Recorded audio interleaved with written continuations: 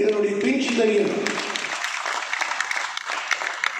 காரணம் என்னவென்று கேட்டால், ஈழவை நீதிமன்றத்தில் இருக்கிறவர்கள் தான் அன்றாடம் இருக்கக்கூடிய இந்த சிக்கலை உணர்ந்திருக்கிற காரணத்தினால் நாம் களத்திலே இறங்கி போராடி கொண்டிருக்கோம். தவிர வேற இல்லை.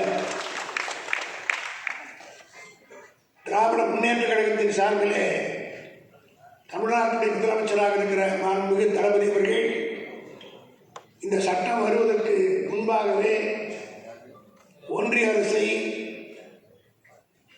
இது தேவையற்றது மறுபரிசீலனை செய்ய வேண்டும் என்று சொன்னார்கள். இங்கே மாண்புமிகு ரகுபதி அவர்கள் சுட்டிக்காட்டியது போல இந்த 3 சட்டங்களும் அண்ணா அவர்கள் அடிக்கடி சொல்வார், டிசிஷன் பை டிஸ்கஷன் என்று சொல்வார். இந்த 3மே இட் வாஸ் நாட் டிஸ்கஸ், விவாதித்து எடுக்கப்பட்ட சட்டங்களா என்றால் இல்லை. அவசரமாக அவர்களுக்கு இருக்கிற மிருகத்தனமான மெஜாரிட்டியை வைத்து நிறைவேற்றப்பட்ட சட்டங்கள். இதனால் என்ன லாபம் ஏற்பட போகிறது என்பதை அவர்களுக்கு இப்பொழுது தெரியாது.